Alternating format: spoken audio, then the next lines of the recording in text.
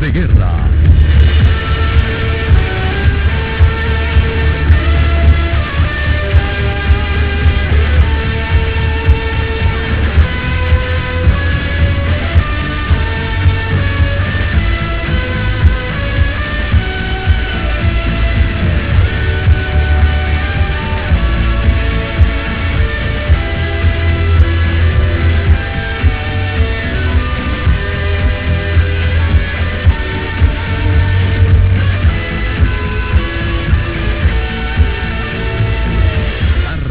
Guerra.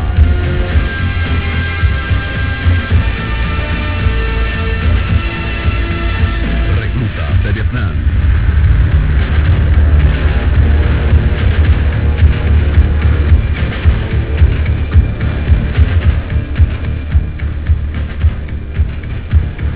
Los años 60 fueron quizás los años más dolorosos para los Estados Unidos desde la Guerra Civil.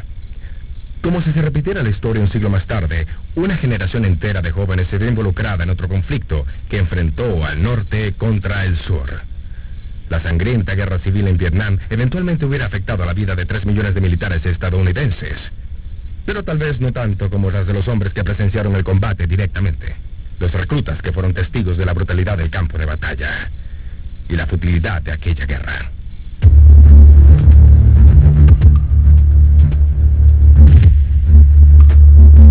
Algunos son los hombres de bronce.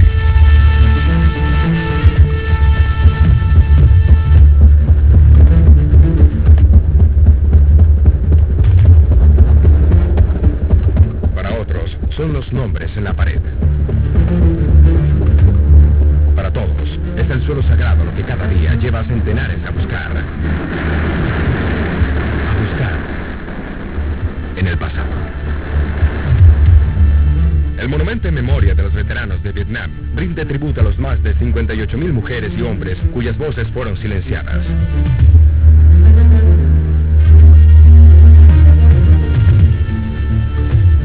Hoy los sobrevivientes del combate hablan por aquellos que no pueden porque ellos saben lo que significó ser un soldado raso en Vietnam. I didn't really know where Vietnam was. I had never looked at it on the map, had never even heard the name. In high school, I don't remember the words Indochina, Vietnam, or any of that. But we were told that we would be going into potential hostilities. And in fact, we were told that we had no idea how long we would be there. We were told that our mission would be to set up a secure base around the airport at Da Nang. It was made to seem almost as if it was nothing more than another training exercise. And we had been on 100 of those. Los infantes de marina que fueron desplegados en Vietnam en 1965 esperaban encontrarse con la guerrilla comunista que había estado atacando al ejército subvietnamita. También esperaban derrotarla e irse a casa. No sabían que la búsqueda duraría 7 años. In the Marine Corps, if you were designated 0311 infantry grunt, okay, it was understood that there are no base camps, there are no forward camps. We were always on a continuous long-range patrol. Everything in front of us, as I remember it, was in the kill zone. Everything behind us, was in the safe zone. En 1965, las guerrillas comunistas pusieron fuera de combate a 5 regimientos y 9 batallones subvietnamitas y estaban formando sus fuerzas a una tasa 2 veces más rápida que la de los Estados Unidos. El ejército estadounidense tendría que dar la pelea y iba a quedarse. Al terminar el año, 200,000 tropas habían desembarcado en Vietnam y el Pentágono estaba solicitando más. As a youngster, as a teenager, I think pretty typical of most of the people of my age, we viewed both World War II and Korea as more of an adventure. We didn't have a real grasp of what the reality of the war had been. So I joined the Marine Corps basically looking for some adventure because I was tired of being in school. I'd just finished high school and I wanted to get on out in the world and see what was going on. And this was my opportunity to get a piece of a brand new war that was going to be big adventures. And then the second day of boot camp, I get the word that my uncle had been killed and suddenly didn't seem quite so adventurous anymore. Para muchos jóvenes, su iniciación en el ejército comenzó con una notificación de alistamiento en el correo. A medida que el conflicto en Vietnam crecía, también aumentaban las posibilidades de ser elegido. It was easy in the 60s to be anti-war and therefore refuse to give your best in this effort, which is what I did. I couldn't see myself leaving the country. I couldn't see myself as a draft dodger or as a deserter. So I went in, I did my duty, and I did it as an enlisted man, and the attitude was, you've got me, now you got to make something out of it, because I don't support this. It was passive resistance. I didn't like basic training at all, but I knew what it was all about, and I fought every step of the way. Every time that DI yelled, you're left, you're left, you're left, right, left. In my mind, I was going, you're right, you're left, you're right, left, right. And I fought to maintain my individuality. I never really let them take me over. Para fines de 1966, el número de tropas en Vietnam aumentó a 400,000. I can remember the plane landing and stepping off the plane. And there were a group of people walking towards us. And they were people who had spent a year in Vietnam or more with the 1st Cavalry Division. And they were going to get on the same plane that we just got off of. And they were going home. And we passed each other. And it was funny, they looked a lot older than we looked. I mean, more than just a year. They looked like they were men, you know, maybe 5 or 6 or 10 years older than we were. But on average, they couldn't have been more than about a year, and they were going home. And they didn't say much to us. And some of them, it was like they couldn't bear to see us. They just walked past us. I expected that there would be more joy, you know. I mean, these guys are leaving Vietnam. You'd expect them to be happy. But there was sort of this weird sadness that maybe they were just tired. I don't know. But they got on the plane and they left. And we walked into this tent and we began processing our way into the 1st Cavalry Division. Para la mayoría de los reclutas, su misión era directa, encontrar y destruir al Vietcong, que controlaba una cuarta parte de la población rural del país. La dificultad estaba en que Vietnam del Sur tenía más de 16,000 aldeas para ser registradas.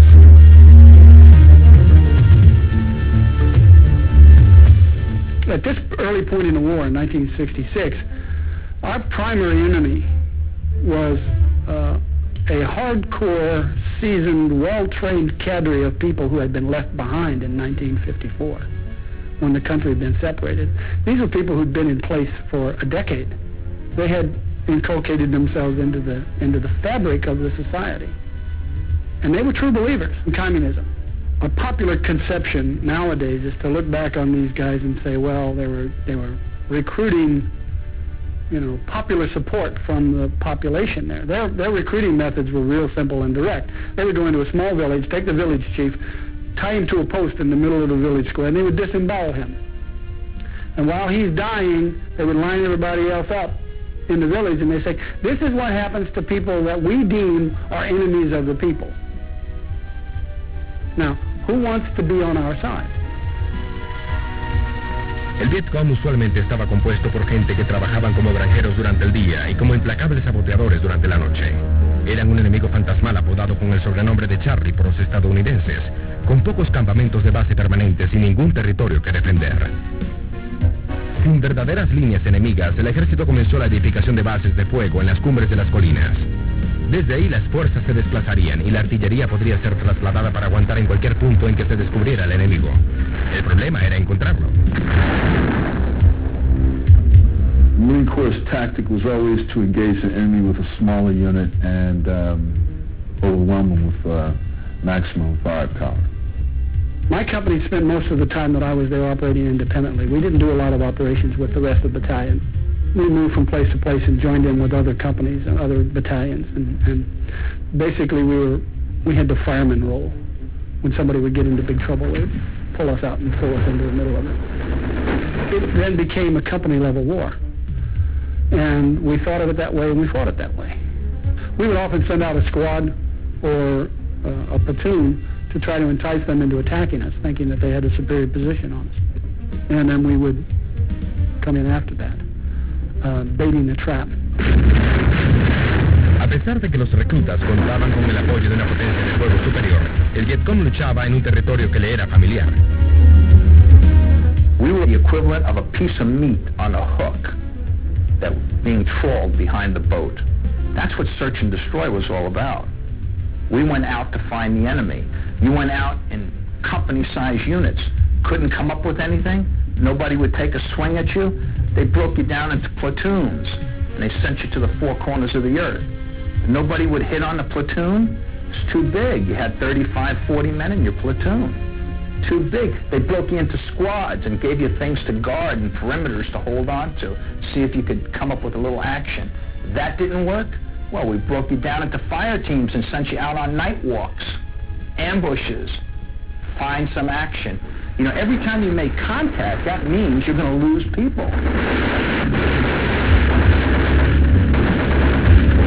Los soldados aceptaron de mala gana el hecho de que caer en una emboscada significaba dar la ventaja en los primeros momentos críticos de la batalla. It was like 3 people that you had to keep alive, no matter what the cost. You had to keep the captain alive, you had to keep the radio man alive, and you had to keep the grenadier or M79 man alive. Captain called the shots, radio man could call for help, and the grenade launcher, he could bring that immediate pressure to bear instantly. So while it becomes a game, you want to figure out how long you can hold out until the rest of the main unit gets in. Sometimes you're engaged and you got an overwhelming enemy. You know you got about 45 minutes before you got real problems.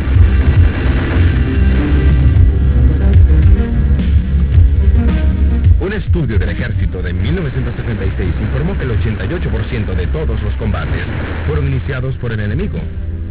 La mitad empezaron como emboscadas.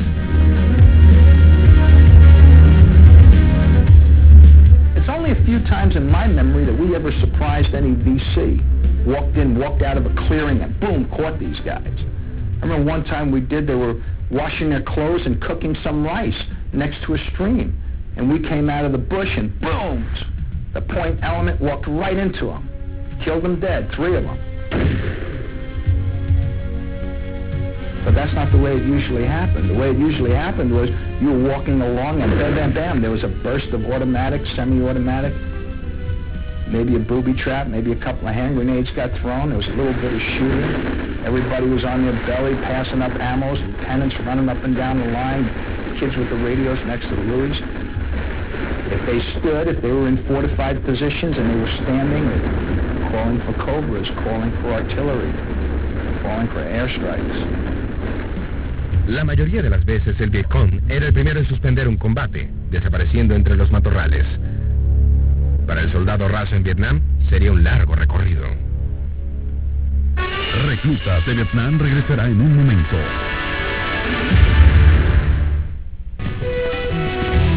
Usted está viendo Armas de Guerra.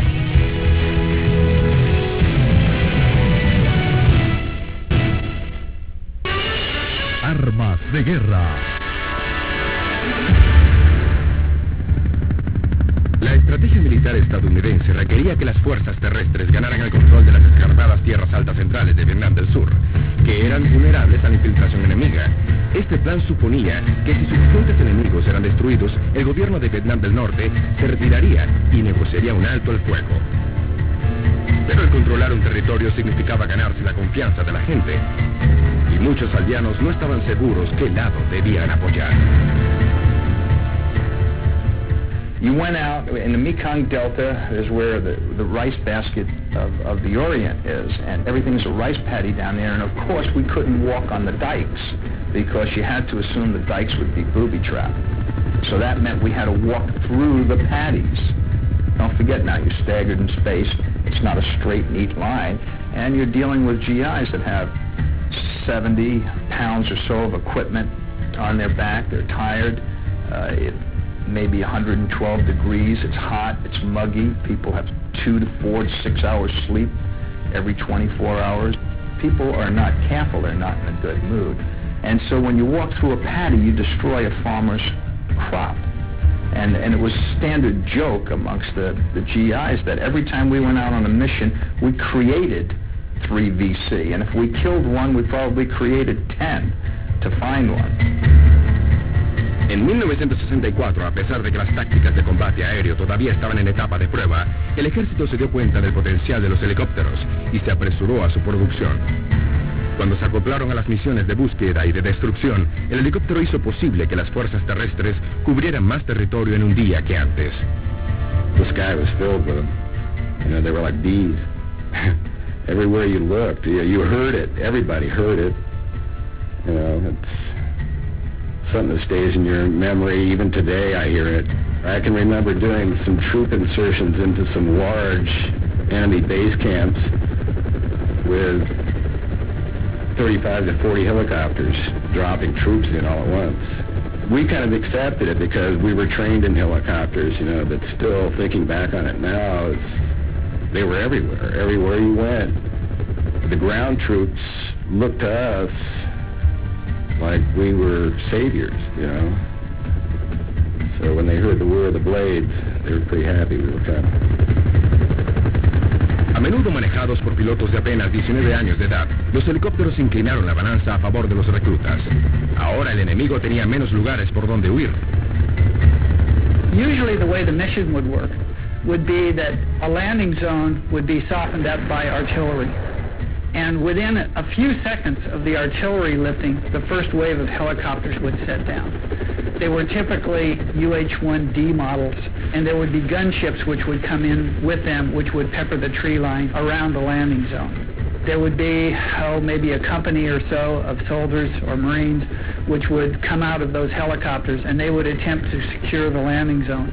Immediately behind that first wave of helicopters would come CH-47 Chinooks, and they would be carrying either larger groups of soldiers, or in the case of establishing a fire base for artillery, we would sling load artillery pieces and ammunition.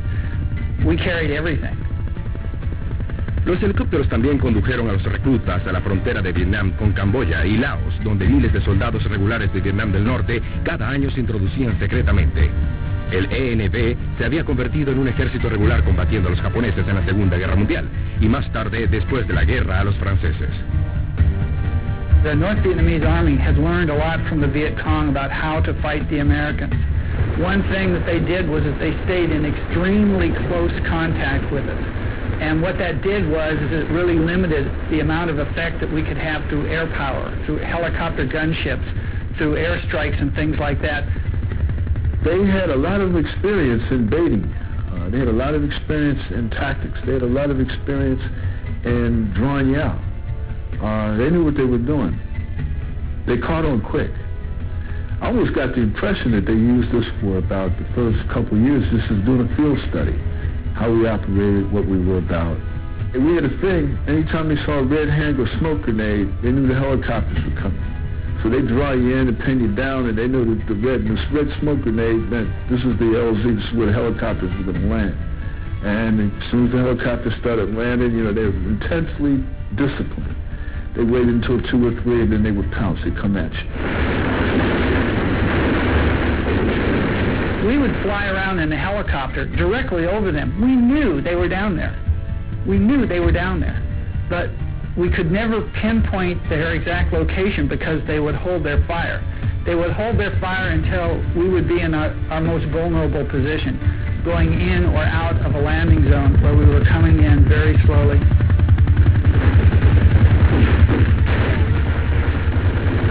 That was one thing about being a door gunner. It wasn't so much shooting the enemy. The idea was put enough fire out there so the enemy can't shoot, so you can get the hell out of there. No importa la baja altura a la que volaran, el enemigo seguía siendo muy difícil de encontrar. We were flying low level over the treetops with 2 Cobras at altitude, looking for suspected troop movement in this area that was known to have some.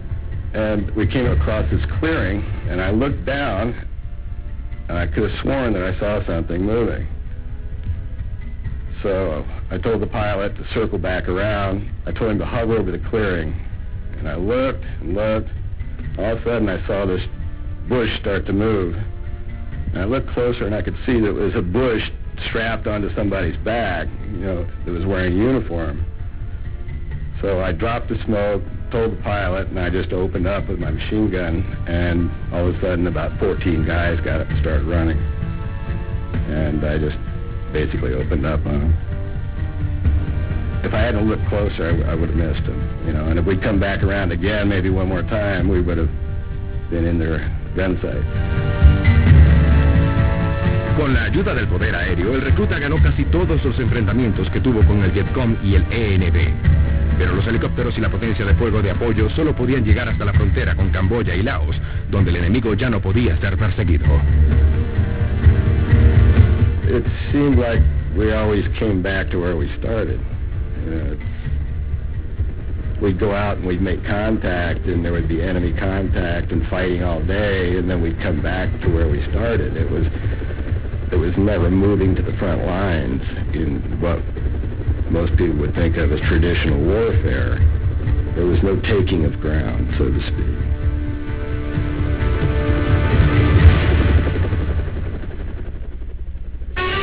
Reclutas de Vietnam regresará en un momento.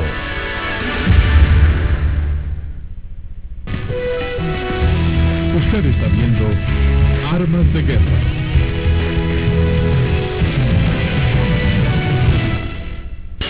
Armas de Guerra.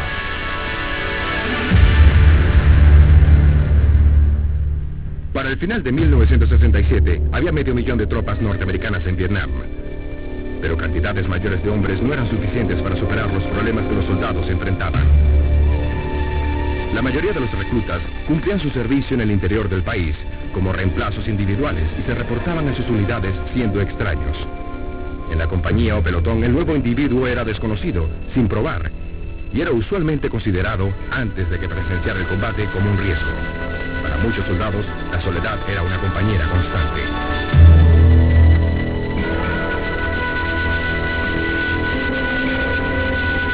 The whole idea of once you got to Vietnam was get the hell out. I mean, day by day, you know, you got shorter and shorter, week by week. So you said, okay, I'm getting shorter. The job you had was just literally stay alive, keep everybody else alive, move ahead, and go home. El turno de servicio de los soldados duraba un año. El de los infantes de marina duraba 13 meses. Cada hombre sabía su fecha de salida. En una guerra sin línea de frente, la sobrevivencia se convirtió en una motivación primaria. The shorter you got, the less chances you took. Sometimes you look for the shortcut. Sometimes you didn't want to engage the enemy. You just want to, kind of skirt around a particular area. You just didn't want to go down that trail one more time and risk that booby trap, or draw that sniper fire. So you start looking over your shoulder. We had a destructive personnel policy.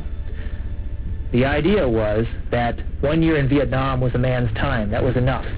More than a year was more than you could ask of him. However, what that meant is that we were not in Vietnam for 12 years. We were in Vietnam for 1 year, 12 times. El sistema de rotación de los oficiales de compañía y de pelotón era aún peor. Eran transferidos cada 6 meses y a menudo dejaban sus unidades cuando la cohesión del grupo estaba en su mejor momento. En lo que respecta a sus hombres, la mayoría no solo fueron reclutados contra su voluntad, sino que también tuvieron la mala suerte de encontrarse en las líneas de frente de una guerra cada vez más impopular. El sistema de servicio militar obligatorio permitía el aplazamiento del reclutamiento a los estudiantes en las escuelas. La mayoría de los reclutas provenían de las familias que no podían enviarlos a las universidades, a pesar de que los soldados de raza negra constituían el 13% del total del ejército, constituían el 30% de las unidades de combate. If you were a black American, there was 1 chance out of 4 that you'd come back wounded or not come back at all. If you were Hispanic, Latino, a member of the Latino community, 1 chance out of 5. And the rest of the population, about 1 out of 20. So the numbers do demonstrate that the minority population carried the heavy fighting responsibilities. Brothers came to me and complained, and they wanted to know why we were assigned consistently to a particular sector, combat operations sector. And they want to know, well, why are we taking all these shots, man, all these hits here, We got a problem here. What are we going to do about it? Not too much you can do about it. It wasn't the guy that was walking behind you or the guy that was walking in front of you. It was the guy in the back at headquarters. That's where the racism came from. Las minorías también estaban representadas desproporcionadamente en el cuartel general. Solo el 2% de los oficiales del ejército eran negros. I didn't see too many brothers refusing to go to the field or refusing combat. It's a pride thing. It was just a way to come up. It was a way to get ahead in society. That's the way I saw it. Frustrados por un enemigo que raramente hallaban, la moral decayó entre los reclutas. Sin zonas reales de seguridad, había pocos lugares donde esconderse, especialmente de noche. They would hide from us during the day. We'd run all over the place looking for them. Very rarely found them. But they always knew where we were at night because we had to have a stationary base camp. Debido a su experiencia con los franceses y los japoneses, el Vietcong era experto en operaciones con minas y trampas explosivas. Ellos sabían que si solamente un soldado era herido, la moral de la unidad entera se vería afectada. The vast majority of our casualties were either mortar attacks or booby traps. That was really the hellish stuff. That constantly attrition took away one or two men. Sometimes you'd lose a couple men a week, constantly. You never knew when or how or where. Command detonated or wire tripped. You're very soon to learn that it's random. There's really no rhyme and reason. There's nothing you can do to keep yourself alive. It's random. Where the round comes in are the guys that die. Who the sniper picks is the one that dies. You try to increase your odds, but always you know that it's random. It doesn't matter what you do. A pesar de su ventaja en potencia de fuego, la mitad de las bajas estadounidenses provinieron de armas ligeras y armamentos primitivos. Más de 75,000 hombres quedaron incapacitados permanentemente. Sometimes you maintained a bit of distance between people that you served with. Don't get me wrong, you made friends, but you also kept in the back of your mind that this guy could be dead, or I could be dead 10 minutes from now. And so you always kept a little bit of distance. I was wounded by ground fire, putting troops into an LZ on March 17th, 1968, and also wounded again in May of 1969. Being wounded over there was just something that if it happened, it happened. You pretty much expected it. You had to expect it was going to, if you were in a combat situation. If you didn't anticipate that, you were in for a big shock. Saying was, in those days, what infantrymen said to each other is like, don't worry, you ain't going to live long enough anyway. If you're complaining about your boots being the wrong size, and somebody else would say, it don't mean nothing. That was the typical comment, don't mean nothing. Okay, no matter what it was you said, you had a fight with some guy, said, don't talk shit to me, I'll blow your brains out. And you turn around and right in his face and say, don't mean nothing. Go ahead, motherfucker. That's how people lived in the barracks. When it came to words, it was life and death. All the time. That was always a quarter inch beneath the surface. Okay? That's how intense it got, sometimes. Entre breves momentos de horror hubo usualmente largos periodos de aburrimiento. Para el recluta promedio, las drogas fueron una tentadora vía de escape. You could do acid, you could get coke, you could get heroin, you could get anything you wanted to. It was there, it was readily available. You just had to know where to go to get it. Varias encuestas mostraron que 1 de cada 3 reclutas fumaba marihuana en Vietnam y 1 de cada 20 era adicto a la heroína. En 1971, algunos centros médicos del ejército reportaron que los casos de drogadicción superaban en una proporción de 4-1 a los heridos en combate. I can remember getting a few friends together and going up and sitting on top of one of the bunkers and smoking pot and watching this C-130. It was an Air Force plane outfitted with about 12 miniguns, and there was some conflict out on the barbed wire by where we were at. And we just sat up on top of this bunker and got stoned and watched this thing. It was crazy. Thinking about it now is nuts. I mean, we basically used it as an anesthetic. The smoking of pot was something you did when everything was said and done, If you made it that far, I think you deserved a joint. Reclutas de Vietnam regresará en un momento. Armas de guerra. Para 1968, el ejército casi había abandonado su política de búsqueda y destrucción, concentrándose en la del número de bajas.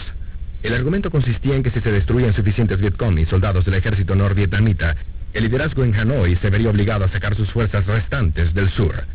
Pero librar una guerra de desgaste contra las fuerzas de la guerrilla requirió un replanteamiento de tácticas. Al final los reclutas no tuvieron otra elección que luchar como el enemigo.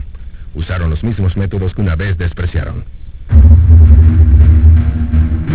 Para el soldado avesado, la política de desgaste significó que por primera vez en su carrera, la medida del éxito no sería estimada según el territorio conquistado, sino por las bajas causadas al enemigo. El hallazgo de zonas probables de destrucción requirió tanta inteligencia como paciencia. Sin embargo, frecuentemente, el sitio ideal se encontraba a lo largo de las rutas de aprovisionamiento que el enemigo usaba en la noche. I personally was in about 70 to 100 ambushes that we had set, kill zones. It became a matter of course that was something we did every night. Whether we were on long-range patrol or not, we routinely set ambushes. It's like setting a bear trap. You did it, you waited 3-4 hours, if something came up, you had a good time. You didn't, you moved on. You set an ambush up somewhere else. I was interested in how many bodies and how many people we could rack up. I had to make a report, okay? And I wanted my particular patrol or platoon and squad to say that we took out 50 or 60. That was very important. There was a reward factor tied to that. Pero el total de bajas no importaba cuán alto fuera. No significaba para el público estadounidense cansado de los años de combate la victoria de la guerra. You were putting up the patience of the American people against the natural annual birth rate increase of a third world tropical country, and we couldn't do it. We couldn't do it. We could kill 250,000 of them a year, and there were more coming online every year in their potential pool of draftees than we were killing. And the American people never saw 10 to 1 or 15 to 1 or even 30 to 1 as a bargain when that one is their son. In Vietnam, there was no clear mission. The military was never told to win the war. The military was told, fight here, fight there, take this hill, abandon the hill, take it again, abandon it again, with no rhyme or reason. Entre 1969 y 1971, la cifra de deserciones del ejército se duplicó y luego volvió a duplicarse. A medida que se emprendieron las conversaciones de paz, nadie quería ser el último en morir. Y creció el descontento entre los oficiales y sus tropas. They used soldiers, they used kids, they used human beings the way a carpenter used nails when he's framing a house. When he grabs into his pouch and pulls 15 nails out and starts twisting them around in his hand and starts drilling nails, he doesn't stop when 3 or 4 nails hit the ground or one goes flying off. He keeps working. He uses nails. It's a cost of production. And that's the way the generals use men. They use them like a carpenter uses nails. And that's the big awakening. That's the cynicism that hits you. That's when you realize that you're just another hamburger and you're going on the grill. You're a meatball and you're going through the grinder. I don't remember where it happened or when it happened, but there was a change that went on in my head. I dropped being a disciplined Marine, listening to orders or waiting for orders, and I went on a course of personal survival. I began taking chances, seeking engagement. I took it personal. I took the NVA, I took the Vietnamese as a personal enemy of mine. Because we were beginning to see too many bodies. The helicopters were coming, taking the body bags, bringing body bags. Well, that had happened once too often. And so I began to take it to them. I began to fire on a lot of people when and whenever we encountered them. So there was a fierceness and intensity that, you didn't worry about the rotation date when you go at home. Now you just want to, you want to even the score. You get tired of ducking and bobbing. You want to take it to them. the tactics weren't adequate enough. And so being crazy helped you get through. I kind of like that adrenaline rush that I got to feel a lot. I got used to that. Can we make it through? Can we finesse our way through this? Can we, how long can we hold out? So the lifestyle of war became exciting to me. War is murder. That's what you're there to do. You're there to kill people. Your psychology gets twisted. Your mind gets twisted. The values that you have are no longer the values that you will have in combat conditions. You become, I suppose, brutal, callous. You become a killer. After a while, you get kind of suicidal. You want to know how far you can go. You're waiting for somebody to call your number. You can't stand the suspense anymore. You don't care if you live or die anymore. And that's when people really go weird on you, and you could see it in their eyes. They just don't look at you anymore. They don't make contact. They're cold. They stop laughing. They stop getting mad. They don't curse anymore. They're just cold. You know the killers when you meet them, and they're scary guys. Keep away from them. Just walk in this way, you walk around them that way. They got tombstones in their eyes. They're dead people. They don't care. They're just waiting for the time when they die, and they don't care who they kill.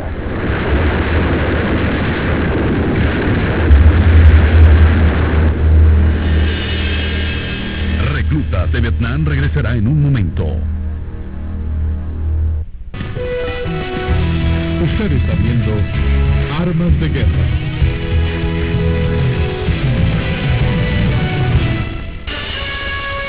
Armas de Guerra.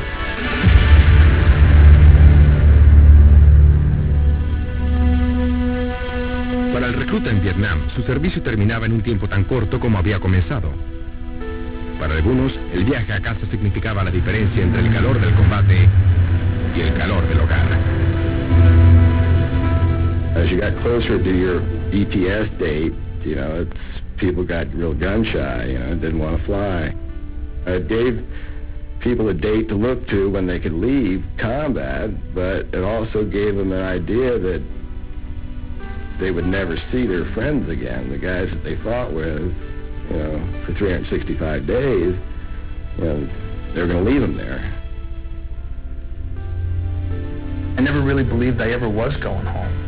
And then all of a sudden, the time has come, and you got 14 days, and you're going home, and it starts to become real again that you're going home. And that scared me more than even dying. Going home. Going home where? Going home to what? How do you hold your kid's sister and give her a kiss? How do you come home and do that? How do you get a job with an insurance company? What do you look forward to? Making mortgage payments? What do you say to your mother when you look at her and you want to really say something like, I'm your baby boy, I love you, remember me, Mom? What do you say to your mother after you've been through that? After you've done the things you've done? Seen the things you've seen?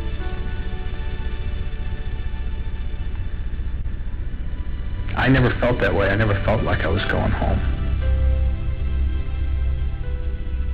When we send young people off to war, basically what we are doing is creating a weapon.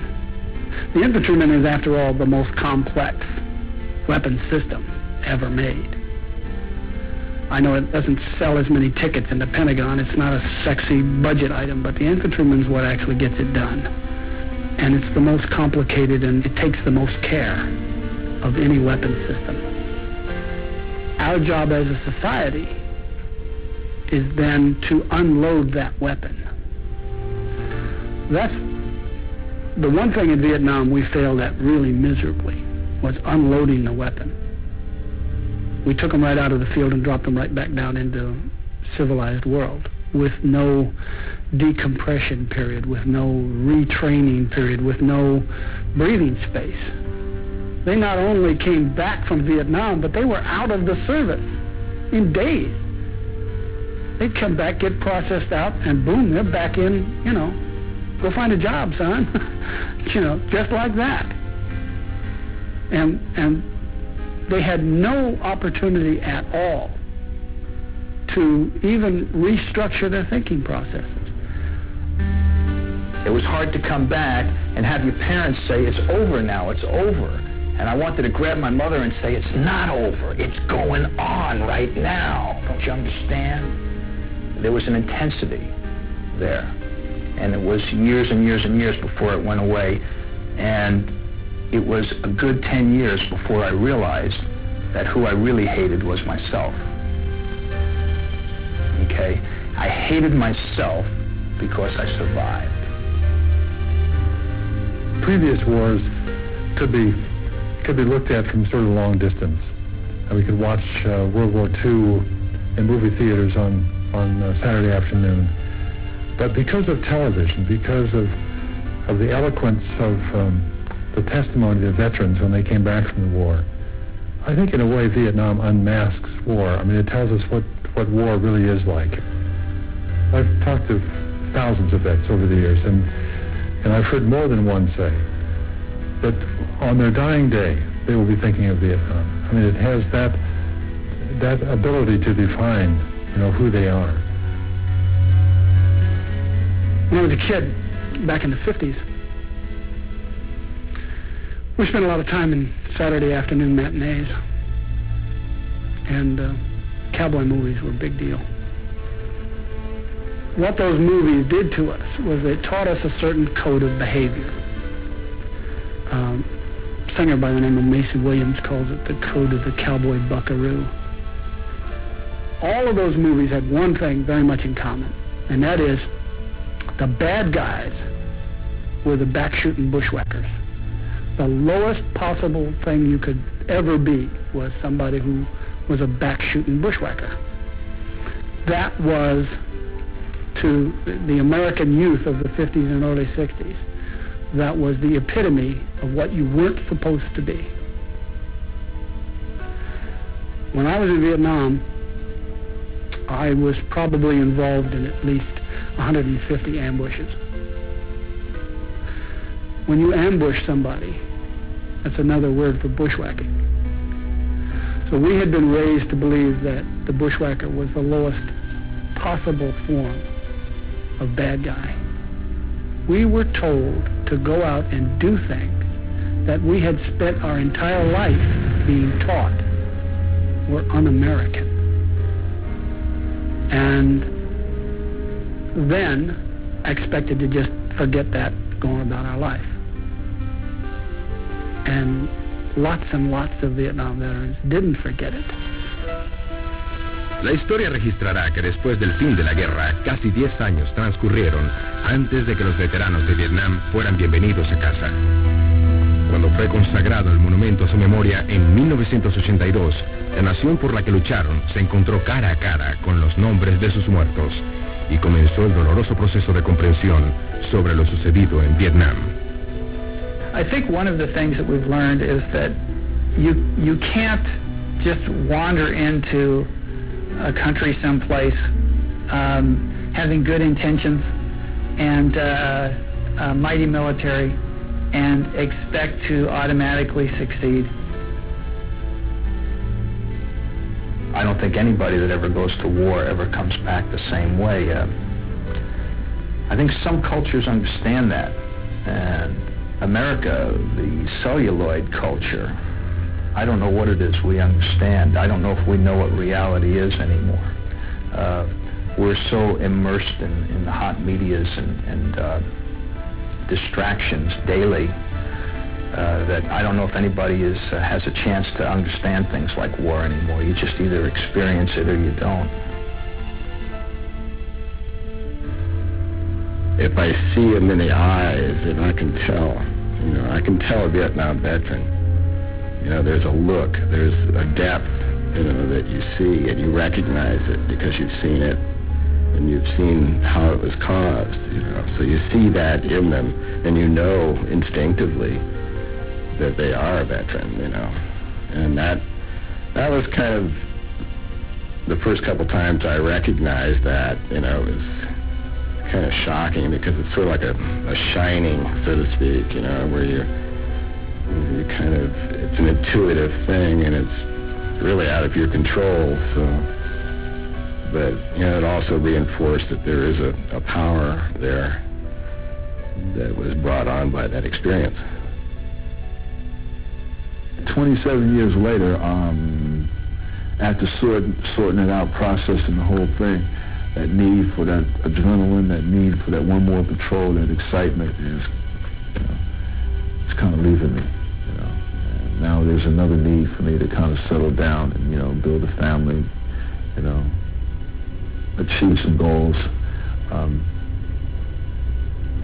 desire to be normal. Para muchos de los hombres que se vieron obligados a soportar la brutalidad del combate, el servicio de Vietnam produjo más una sensación de vacío que de realización. La falta aparente de propósito, la ausencia de una victoria decisiva y un público ingrato se combinaron para hacer de Vietnam uno de los capítulos más oscuros de las vidas de estos guerreros. Después de años de indiferencia, las heridas de la guerra han comenzado a sanar, en momentos en que la nación se esfuerza por rectificar. Hoy el monumento en memoria a la guerra de Vietnam tiene más visitantes que cualquier otro en Washington, D.C. Se ha convertido en un lugar especial, donde veteranos y el público pueden finalmente rendir juntos un tributo a los que quedaron atrás y, más importante aún, recordar lo que allí pasó.